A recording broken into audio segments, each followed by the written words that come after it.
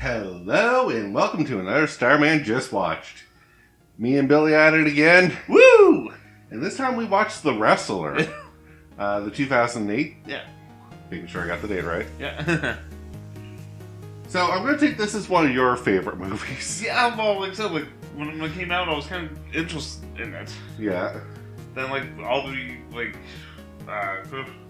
quick response there, from some of the wrestlers. Yeah. Found, like Roddy Piper and all them, wanted to see it and found it emotional. Yeah. Because they said they compared this a lot to Jake the Snake. Yeah.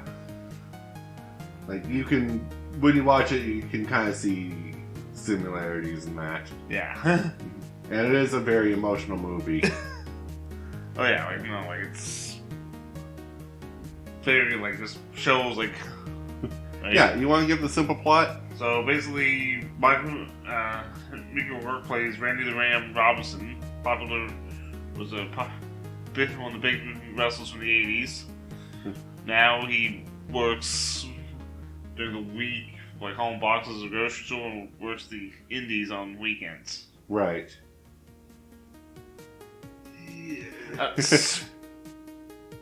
Could have went a little further into the plot. So, what it is... Yeah, no, that's...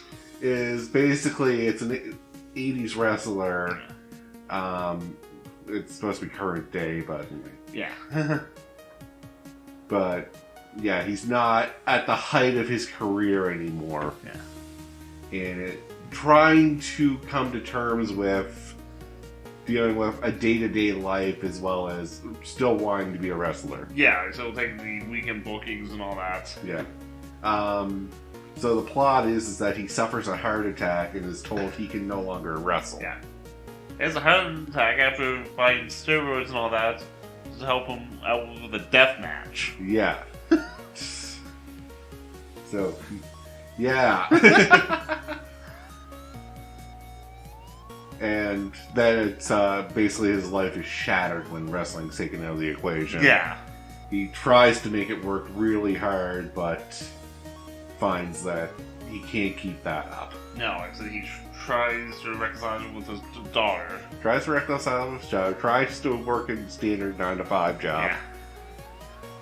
Yeah. Just tries to make amends, get a girlfriend. Yeah. And none of that's working. No, he's really trying to separate that he's trying to get back from a normal life after being a celebrity. Yeah. All his life. It's not easy.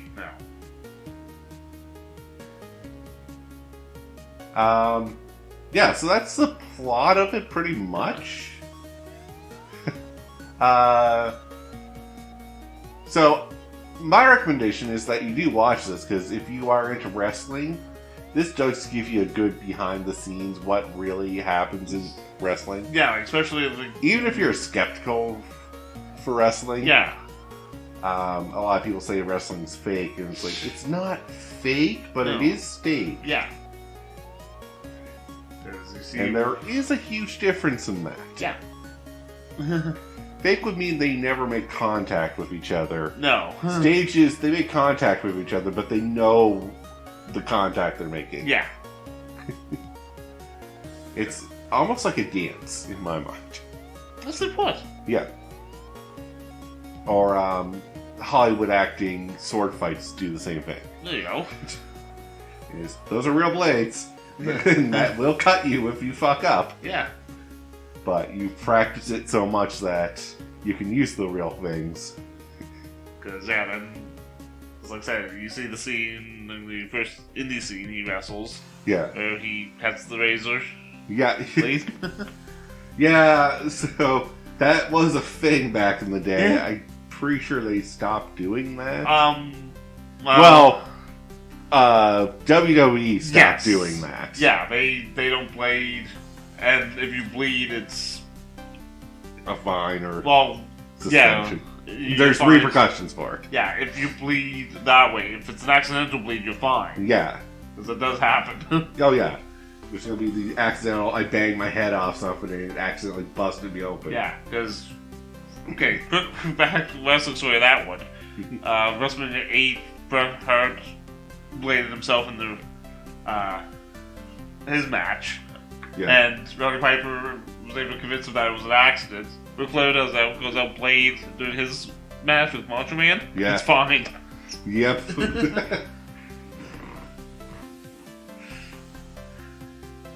No, it's just I don't like to see it. Like even as a kid, I was like, they don't need to bleed for this. It was better when they didn't bleed. But realism and gore now sells. The Attitude Era was a terrible time. Great wrestlers, high peak performance, but my God, was it a garbage time for watching.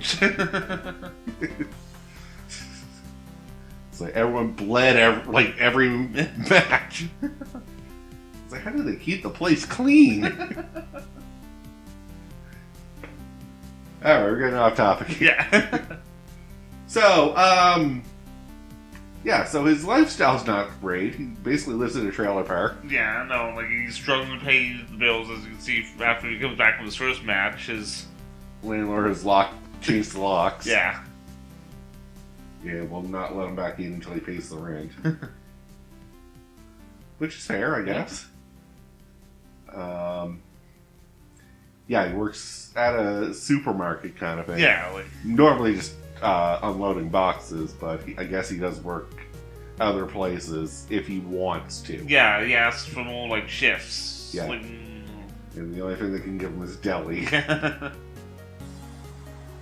And you gotta love the scene when he's walking down to like the deli for the first time. Yeah. He was the crowd's like he's going ready to go to the ground position, ready to go out. Yeah.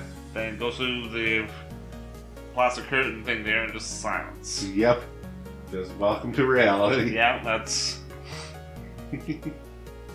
And like he had fun the first day. Yeah, like I remember when I first saw this, I'm like, okay, he's actually like enjoying this. So, like he's.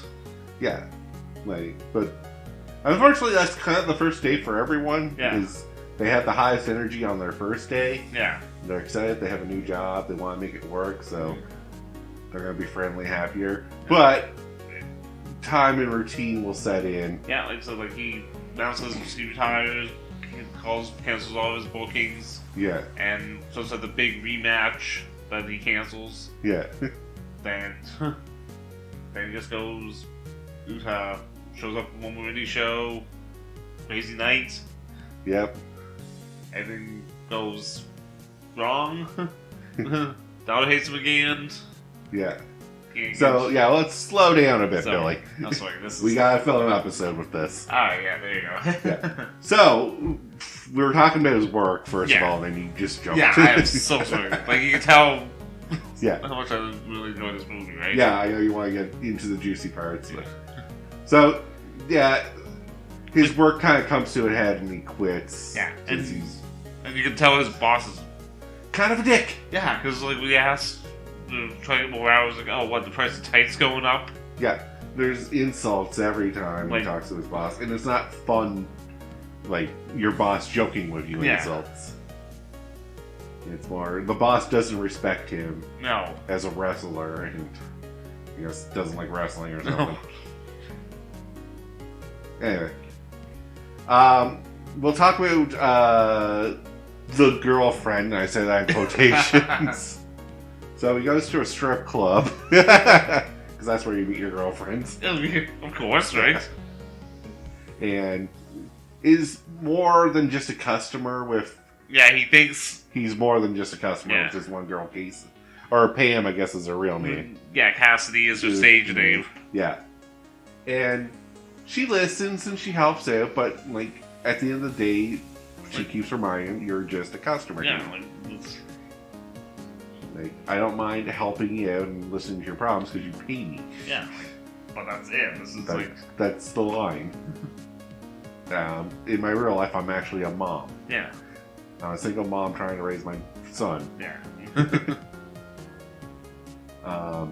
So there's that kind of a one-sided love where he's feeling like there should be more of a connection here, and she kind of wants there to be, but she knows that there has to be a limit. Yeah, there's like the line you guys just can't cross. Yeah. And that is, you've been my customer for so many years. Like, this is awkward. It's going to be awkward when you're my husband. So basically, she rejects him, and that's another blow to him. We're also shown that he actually has a daughter that he just hasn't seen for X amount of years, probably for his whole career. Yeah, because, like, that's the one back, and the rest was back in the day. It took a real toll on the families. Yeah. And it looks more like he just abandoned his family, not just he was wrestling all the time. Yeah. And probably a divorce in there, and just kind of put them out of his life. Yeah. Probably because fame got to his head. If I had to guess. Yeah. Fair guess. Yeah. That's usually the story. Yeah, because you never kind of. We're not told anything. Yeah, so like you just kind of assume that. Yeah. And after the heart attack, he tries to contact his daughter. Yeah. She doesn't want him in his life, so he's like, well, maybe if I get her a gift. Yeah. Pam helps him pick out a gift because he's terrible. Gives her a gift to hang out for the day. You have a good reunion moment with the daughter. And gets emotional and tries to apologize. Lets her know that she didn't do anything wrong. It was all him. Yeah. And they make plans for to hang out another Saturday for dinner. Yeah.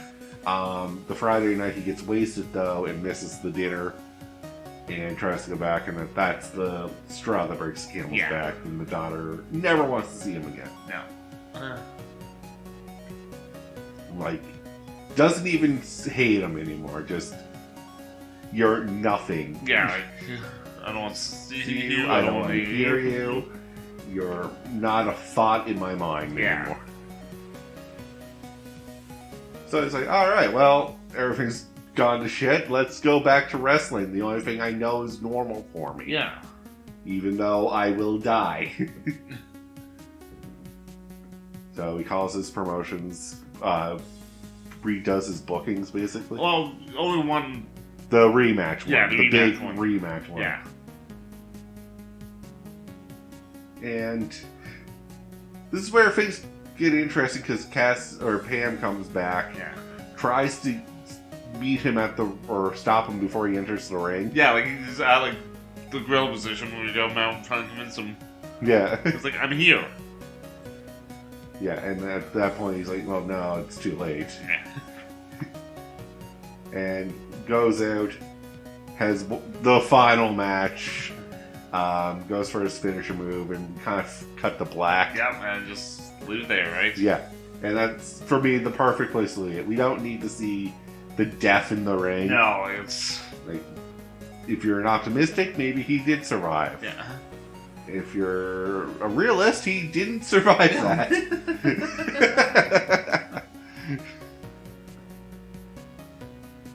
And that's the emotional journey, pretty much. Yeah, like... Yeah, no, it's like, and then you get the one scene where he's at a autograph signing. Yes, this was sad and pathetic.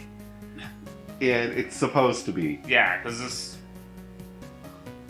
It felt like all the has-been wrestlers were there doing an autograph signing and selling their merchandise.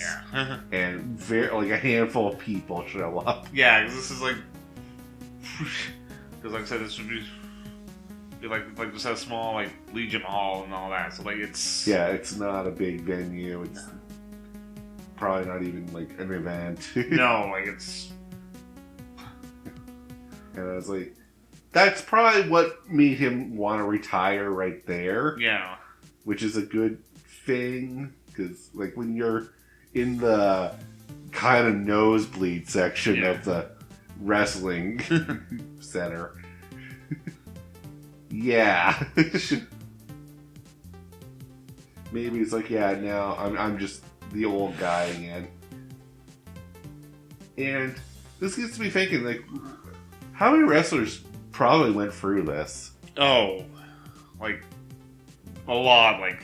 Yeah. Because until they started establishing like band conventions, Yeah. this was like you go to a small like show here and there. Yeah. Then you see like I said, example would be Jake before he got his life back in order. Yeah. You like go to these small like indie shows and all that, and just yeah. Yeah, like that's not a lifestyle I'd want. That's a lot of work, and then just the payoff at the end doesn't seem worth it. Yeah, because like you can see like him just having a little money, the fanny pack with money. Yeah. I'm like, yeah, I've been in a few things like that. Yeah, you feel kind of bad. Yeah. Oh yeah, the back to work. We'll go there real quick. Is when you're a celebrity and then someone notices you at your day to day. Oh yeah, no. And you're trying very hard to be like, no, I'm not that guy. And he's like, no, just yeah. keeps learning it, then has to take matters into his own hands because Buddy won't let up. Yeah. Which, hey, if you're out in public and you see a celebrity, stop bothering them. Yeah. If they don't want to be addressed as a celebrity, yeah, no, just leave them alone. Leave them alone. I've had a few run-ins with celebrities actually, where just local ones, not too big, but they were out doing their day to day, and I was like, "Hey, you were in that play downtown last week," and they're like, "Yeah, I don't want to really." I was like, "Yeah, nope."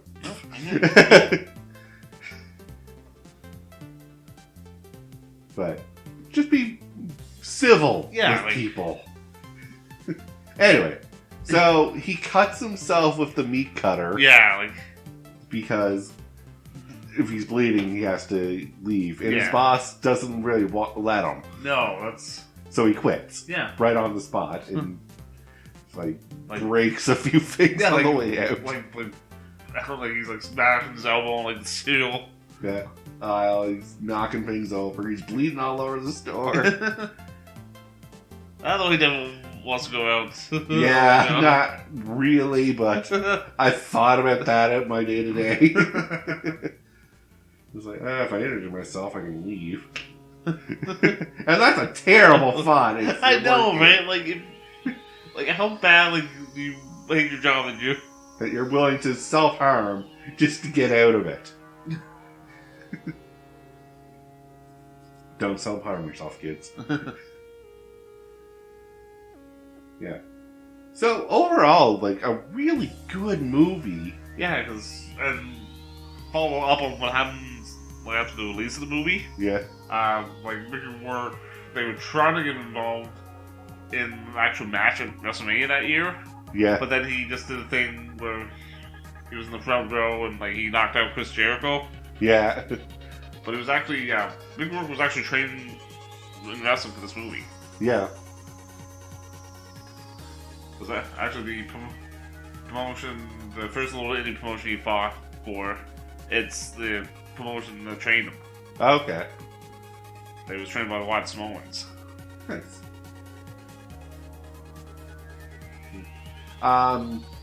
Complaints about the movie. The runtime. There is some dry moments in this movie that I feel could be shortened up a bit. You know, like I can tell you, like... Yeah, I kind of had to ask the time, like how much time's left, because there's too much where we're trying to get his day-to-day down. Yeah. And I was like, you don't need to go into this much elaborate. We kind of get it at this point, that he's not living the glamour life anymore.